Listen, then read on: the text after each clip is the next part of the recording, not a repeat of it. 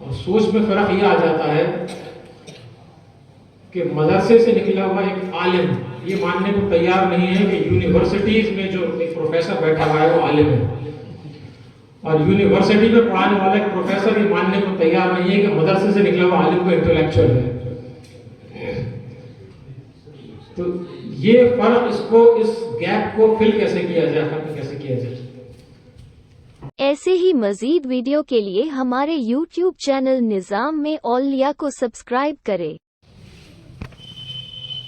اس کے بعد میں گزارش کروں گا صدر اجلاس جناب سید فرید نظامی صاحب سے کہ آپ تشریف لائیں اور اپنے تاثرات کے ساتھ۔ نعرہ تکبیر، اللہ اکبر، نعرہ رسالت، یا رسول اللہ، نعرہ رسالت، یا رسول اللہ، فیضان حضرت نظام الدین اولیاء، زندہ باد، خواجہ فرید احمد نظامی صاحب قبلہ، زندہ باد، نعرہ تکبیر، اللہ اکبر، نعرہ رسالت، یا رسول اللہ۔ محمد رسول اللہ صلی اللہ علیہ وسلم، اعوذ باللہ من الشیطان الرجیم، بسم اللہ الرحمن الرحیم۔ میں تو یہاں سننے کے لیے آیا تھا، کچھ سنانے نہیں، خیر مجھ کو حکم ہوا تو 2-4 منٹ میں کچھ اپنی زبان ہلانے کی کوشش کرتا ہوں۔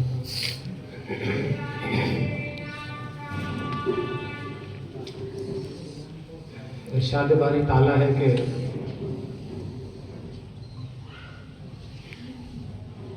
تم میں سے جو لوگ ایمان لائے اور جنہوں نے علم حاصل کیا، یقیناً اللہ ان کے درجات بلند کر کے رہے گا۔ علم ایک ایسا میدان ہے، ایک ایسی چیز ہے جو خود چل کے کبھی آپ کے پاس نہیں آئے گی، اس کو حاصل کرنے کے لیے آپ کو چل کے جانا پڑے گا۔ یہ ایک مسلسل نہ ختم ہونے والا سفر ہے۔ حضور نبی کریم صلی اللہ علیہ وسلم نے ارشاد فرمایا، جو شخص علم کی جستجو میں کسی راہ کا مسافر ہوا، اللہ نے اس کے لیے جنت کی راہ آسان کر دی۔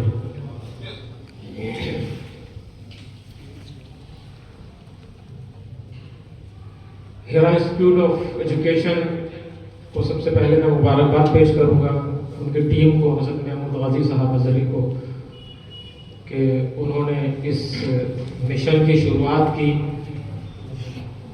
دینی تعلیم کے ساتھ یہ دنیا کی تعلیم اس ادارے میں شروع کی ہے۔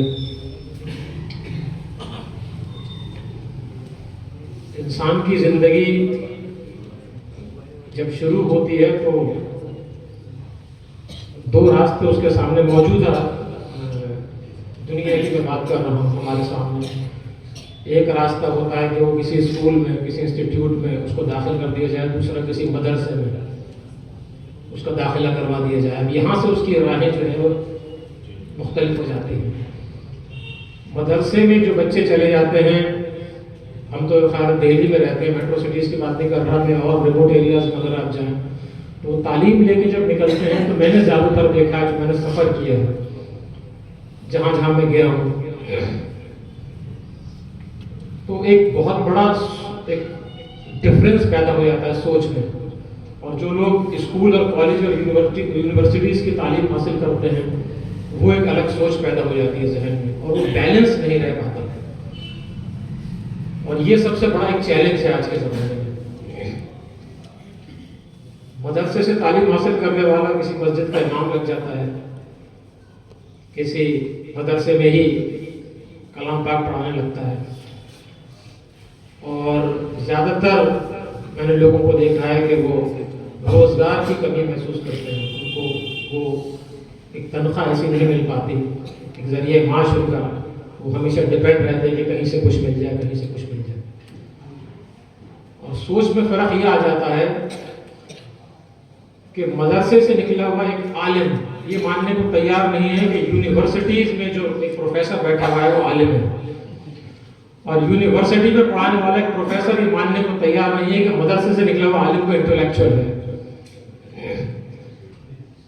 تو یہ فرق اس گیپ کو فل کیسے کیا جائے، ختم کیسے کیا جائے؟ یہ ہیرا انسٹیٹیوٹ آف ایجوکیشن میں جو کوچنگ کلاسز شروع کی ہیں نیٹ کے لیے، جوائنٹ انٹرنس ایگزامینیشن کے لیے، آپ کسی مدرسے میں چلے جائیں تو وہاں کے لوگ تو جانتے نہیں، اس ورڈ سے واقف ہی نہیں ہیں. جوائنٹ انٹرنس ایگزامینیشن کیا ہے، نیٹ کا امتحان کیا ہوتا ہے، کمپٹیٹیو ایگزامس کیا ہوتے ہیں، ان کو نہیں معلوم. تو اس فرق کو ختم کرنا پڑے گا. علامہ ارشد القادری صاحب کا بار بار ذکر ہو رہا تھا، میرے بچپن کی بات ہے. میرے دادا حضرت پیر زامن نظامی کے ساتھ ان کی سوچ ملتی کس وجہ سے تھی؟ انہوں نے اس جگہ کو ہی کیوں چنا؟ خانقاہ چشتیہ نظامیہ کی مسجد جامع المساجد، اس کی چھت کے اوپر ایک پرانا سا پوشیدہ کمرہ، لکڑی کی کڑیوں سے بنی ہوئی اس کی چھت، جہاں وہ رہا کرتے تھے. وہاں سے ہی انہوں نے یہ ویژن، اس خواب کو دیکھا. اس خانقاہ کو اور اس خانقاہ کے ایک سجادہ نشین حضرت پیر زامن نظامی، ان کی سوچ ان کے ساتھ کیوں ملتی تھی؟ میرے دادا حضرت پیر زامن نظامی ایک پیر تھے، سب لوگ ان کو پیر کی حیثیت سے جانتے ہیں. وہ ایک میجسٹریٹ بھی رہے، NDMC میں رہے، میونسپل کمشنر رہے. تو ان کی سوچ کے ساتھ ان کی سوچ میچ کر جاتی تھی کہ حضرت آپ دین کو بھی لے کے چل رہے ہیں، دنیا کو بھی لے کے چل رہے ہیں، دنیاوی تعلیم بھی آپ نے حاصل کی ہے، آپ اتنی بڑی بڑی پوسٹ کے اوپر بھی رہے. تو وہ یہی چاہتے تھے. میرے والد، میں نے اپنے والد سے سنا ان کے بارے میں کہ ان کی خواہش یہی تھی کہ ایسے انسٹیٹیوشنز ہونے چاہیے ہمارے پاس، ہمارے مدارس خاص طور سے ایسے ہونے چاہیے کیونکہ کہ جن کی سوچ ایسی ہو کہ ماڈرن تعلیم کو جو ہے وہ ساتھ لے کے چلیں اپنے. یہ ہمیشہ سے مدارس میں کمی رہی ہے. بہت کم ایسے مدرسے ہیں جو اس تعلیم کو ساتھ لے کے چل رہے ہیں، اس ایجوکیشن سسٹم کو ساتھ لے کے چل رہے ہیں، انفارمیشن ٹیکنالوجی کو ساتھ لے کے چل رہے ہیں. یہاں کی ہمیشہ، اور اسی لیے یہ جو ہمارے سامنے چیلنج ہے کہ ہم اس کو ماننے کو تیار نہیں ہیں. کہ یہ تو کوئی کانفرنس ہو رہی ہے مان لیجیے، تو اس میں کوشش یہ کی جاتی ہے کہ نہیں انٹلیکچوئلز ہیں سب میں، یہ تو مدرسے کے مولانا ہیں، ان کو کانفرنس میں کیا کام ہے ان کا، کوئی مطلب ہی نہیں ہے ان کا. یہاں تو پروفیسرز ہونے چاہیے، وائس چانسلر ہونے چاہیے. یہ مولانا کیا سمجھیں گے؟ اور وہ دین کا معاملہ سامنے آ جائے تو پروفیسر سامنے بیٹھا ہو تو مولانا پیچھے سے بولیں گے ان کو کیا معلوم ہے، پروفیسر کو بلا لیا، دین سے کا کیا تعلق ہے، یہ دین کے معاملات کو کیا سمجھیں گے، یہ نہ یہ مفتی ہے نہ یہ عالم ہے. تو اس گیپ کو کیسے فل کیا جائے، یہ آپ لوگوں کو سوچنا ہے. یہی تو ہمارے اوپر